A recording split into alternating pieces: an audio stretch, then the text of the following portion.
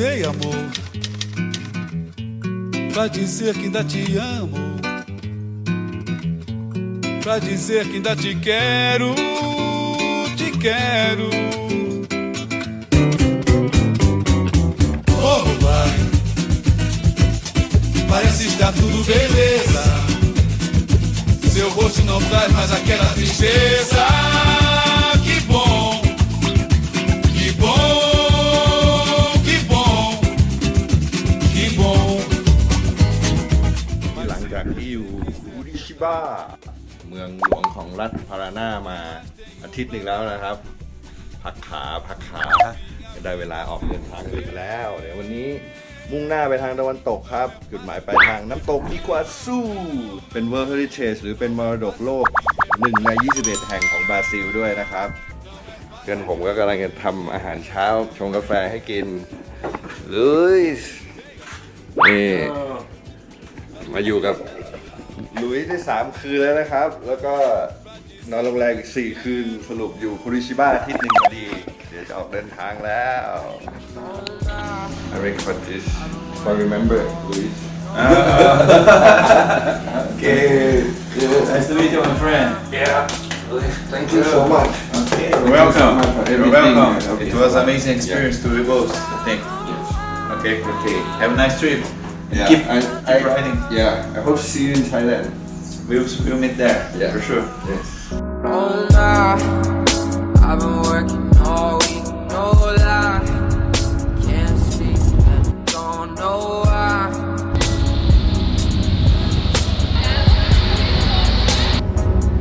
I'm just trying to unwind, just trying to unwind. I'm just trying to unwind, just trying to unwind. I toss and I turn.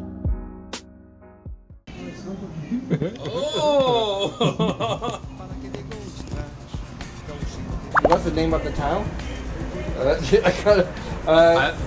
Cascavel Cascavel, Paraná, Paraná, Cascavel. Brasil. Yeah. Esse amor é coisa do céu. Parabéns, parabéns. Parabenizar alguém é jeito de amar também. É para saudar a quem é do bem. เป็นโรงบ่มเล็กๆ ร้านนี้ใช้ชื่อว่า Black Train เพราะว่าเจ้าของเขาชอบรถไฟมากนะครับ อันนี้ก็เป็นหุ้นส่วน Black Train Brewery Bem quentinho como a gente quer. Ah, mas que gostoso que é. Parabéns, parabéns. Pra quem não se acha não. Se não vê milho não avança não. Nem joga sujeira no chão. เฮ้ยวันนี้สงสัยต้องอยู่ต่ออีกวันหนึ่งมาเจอน้องๆคนท้องถิ่นก็เป็นไบเกอร์เหมือนกันก็ชวนบอกพี่ อยากจะทำอะไรกับรถไหมเดี๋ยวจะล้างรถให้แล้วเดี๋ยวตอนเย็นก็มีปาร์ตี้เล็กๆก็เลยทำวิดีโอมาให้เพื่อนๆดูดีกว่าว่าวันหนึ่งไบเกอร์มีกิจวัตรอะไรบ้างวันนี้ก็จะเริ่มกันตั้งแต่อาบน้ำอาบท่าแล้วไปกินเบรคฟาสต์กันก่อนเลยนะครับ นี่เตียงนอนก็จะอยู่ในห้องขนาด6 ตารางเมตรนะครับ มันก็จะเล็กๆหน่อยนี่ขนาดใช้เลนส์วายแล้วนะของเต็มไปหมดแล้วที่บราซิลมันก็จะอากาศเป็นอย่างนี้ครับบ่อยมากก็คือตื่นเช้ามา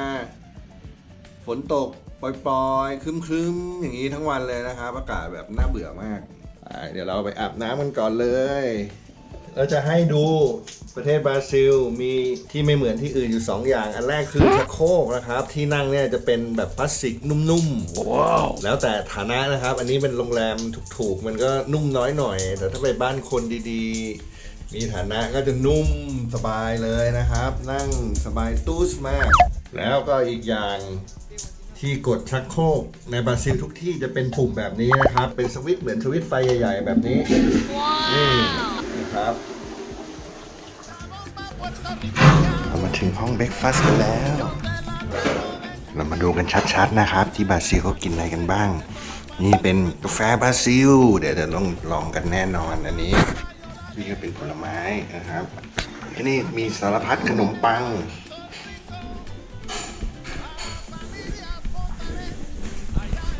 ก็เขาก็จะมีแยมของเขาแบบแปลกๆนี่นะครับมีชีสและทุกที่ก็จะมีนี่เป็นพวกไส้กรอกพวกอะไรอย่างเงี้ยนะครับ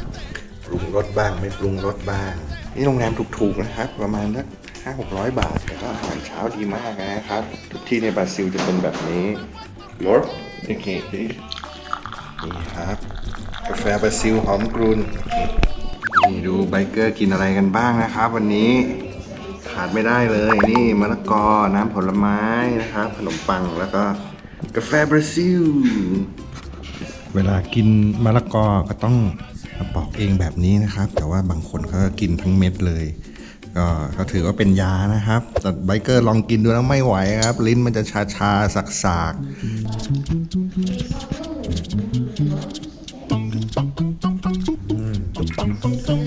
กาแฟในบราซิลหลายๆที่เขานิยมใส่น้ำตาลมาเลยนะครับบางทีก็ต้องระวังว่าอย่าไปเติมน้ำตาลเพิ่มก่อนนะครับยังไงต้องชิมก่อนทานอาหารเช้ากันเสร็จแล้วนะครับเดี๋ยวเราไปทำธุระอย่างแรกกันเลยเดี๋ยวไปหาน้องคนนึงเอามอเตอร์ไซค์ไปทำนะครับแล้วรถไปล้างนี่แหละ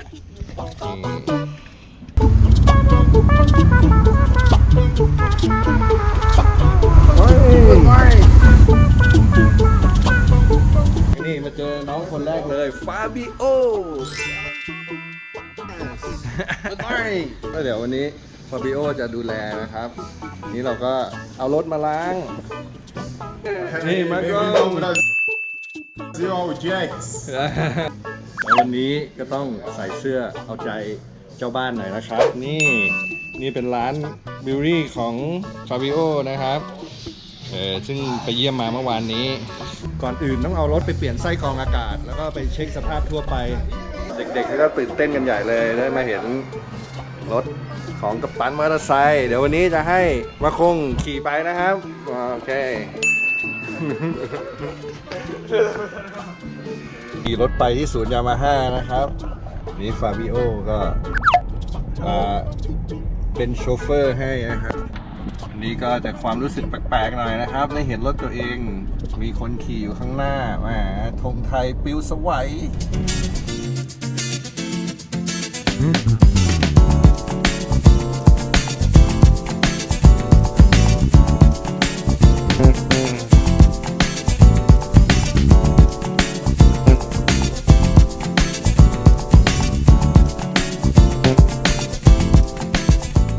เจ้าของยามาฮ่าศูนย์ที่คัสคาเวลนี่ก็มาดูให้เองเลยนะครับจะรถไปเทสให้นะครับ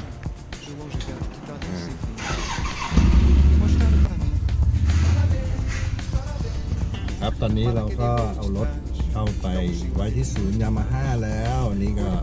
ฟาบิโอก็จะพาไปเจอเพื่อนอีกคนนะครับชื่อว่าซันโดรแล้วก็นี่มาคงก็โทรศัพท์ใหญ่เลยวันนี้ชวนคนนู้นคนนี้มาปาร์ตี้กัน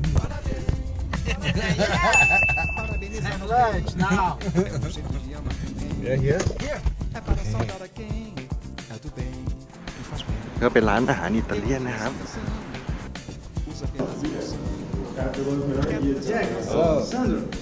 Sandro. Bem. Yeah. Last night we talked. Bem quentinho como a gente quer. Ah, mas que gostoso que é. Parabéns, parabéns. Pra quem não se acha não. Se não vê milho não avança não. Nem joga sujeira no chão. Parabéns, parabéns. อาหารนี่ก็ไปตักสลัดด้านนู้นมานะครับอาหารเขาก็เอามาตั้งให้เลยวันนี้ก็มีไก่ทอดมีตับไก่ทอดนะครับจะเรียนเป็นซอตโต้คนบราซิลก็จะกินข้าวเป็นอาหารหลักพวกเราไม่ค่อยทราบกันนะครับข้าวของบราซิลก็ผลิตได้น้อยกว่าประเทศไทยนิดเดียว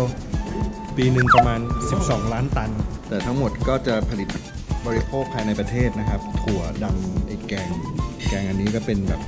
บราซิเลียนแท้ๆไปที่ไหนก็มีทานนะครับ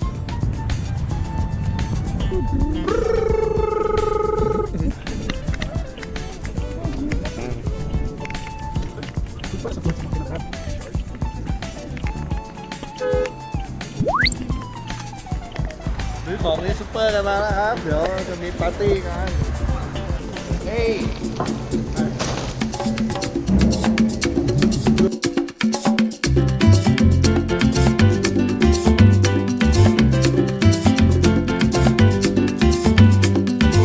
ให้มาดูการจุดไฟแบบบราซิลนะครับ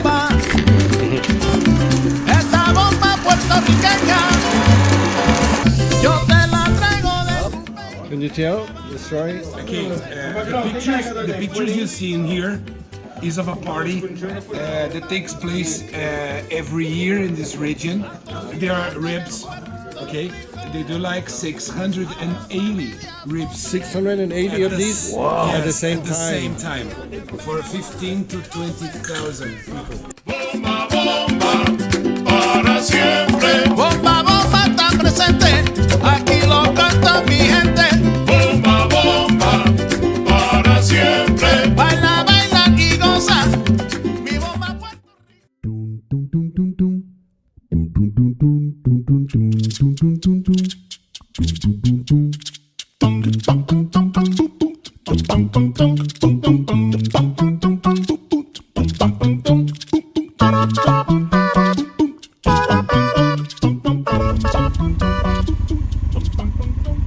ตอนนี้เราก็เดินทางมาถึงเขตแดนระหว่าง 3 ประเทศบราซิล อาร์เจนตินาและปารากวัยนะครับและที่เห็นอยู่ข้างหน้าเรานี่ก็คือแม่น้ำพารานานะครับเป็นแม่น้ำที่กั้นเขตแดนระหว่างบราซิล ปารากวัยแล้วก็อาร์เจนตินาด้วยนะครับแล้วก็จะมีเขื่อนอยู่ที่นี่ด้วยห่างไปอีกประมาณสัก40 กิโลนะครับไปทางเหนือของต้นน้ำทางนู้นนะครับแล้วก็ทางด้านใต้น้ำก็จะมีน้ำตกอีควาซูนะครับเดี๋ยวเราจะได้ไปดูกันนี่นะครับธง3 ชาติอยู่นี่อาร์เจนตินาบราซิลอยู่ตรงกลางธงปารากวัยอยู่ด้านขวานะครับที่นี่ก็เป็นเหมือนพิพิธภัณฑ์แต่เวลาเปิดที่นี่แปลกมากนะครับบ่าย 2 ถึง 4 ทุ่มครับ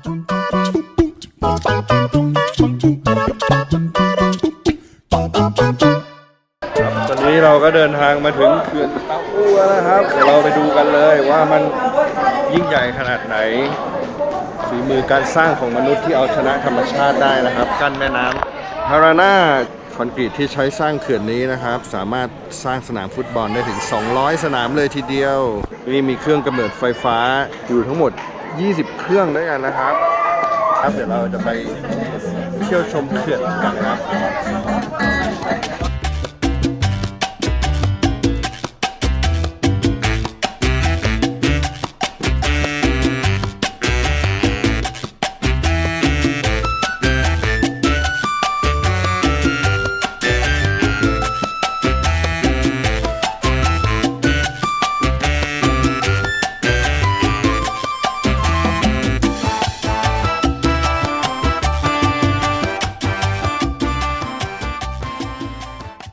ก็มาอยู่ที่เมืองฟอสเดออีควาซูนะครับอยู่ติดกับชายแดนประเทศปารากวัยเลยนะครับ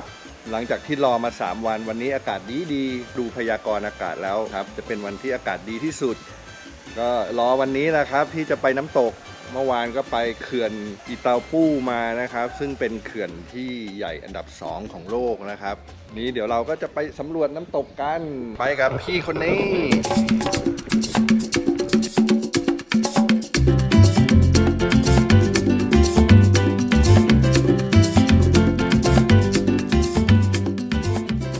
ครับเดี๋ยวก่อนอื่นเราก็ต้องไปซื้อตั๋วที่ด้านนู้นก่อนนะครับที่บูธนะครับนี่ก็เป็นอัตราค่าเข้าชมน้ำตกนะครับอายุ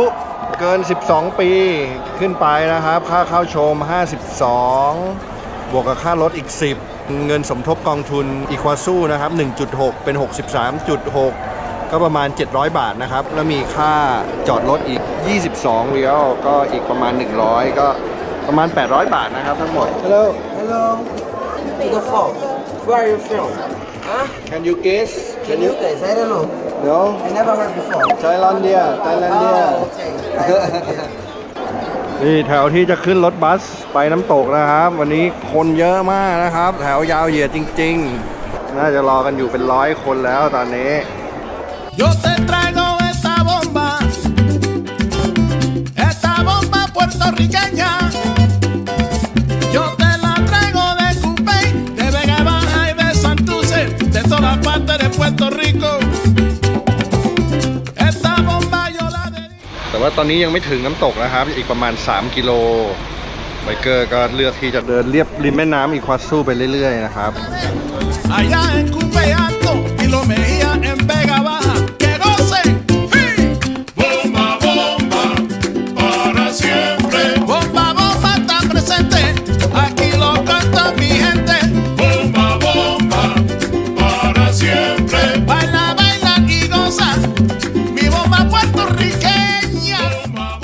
นี้เราก็มาอยู่น้ำตกที่สวยที่สุดในโลกและใหญ่ที่สุดในโลกครับน้ำตกอิควาซูฝั่งตรงข้ามก็จะเป็นประเทศอาร์เจนตินานะครับ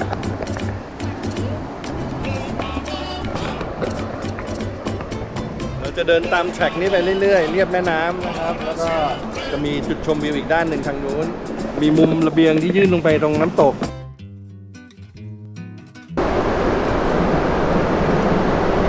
เราก็ได้ยินเสียงน้ำตกไปตลอดทางเลยนะครับ Voltei, amor, pra dizer que ainda te amo, pra dizer que ainda te quero, te quero. Oh, vai, parece estar tudo beleza. Seu rosto não traz mais aquela tristeza. Que bom, que bom.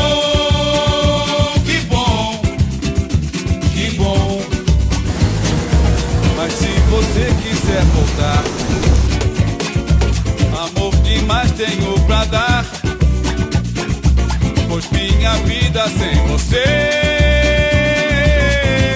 não é fácil de viver. Não, não, não, não, não é fácil de viver. Não, não, não, não, não é fácil de viver. Voltei, amor, pra dizer que ainda te amo, pra dizer que ainda te quero, te quero. Oh, vai, parece estar tudo beleza. Seu rosto não traz mais aquela tristeza. ไอ้เจ้าสัตว์ตัวเมื่อกี้ที่เราเห็นกันมันชื่อไอ้ตัวควาติสนะครับเนี่ยครับพี่คนนี้เขาบอกมานี่ควาติสที่ตรงนี้ก็เป็นด้านต้นน้ำนะครับแม่น้ำอีควาซูนะครับก่อนที่จะไหลลงหุบไปกลายเป็นน้ำตกอีควาซูวันนี้ก็จบกันไปเรียบร้อยนะครับสำหรับการมาสำรวจน้ำตกอีควาซูด้วยกันนะครับ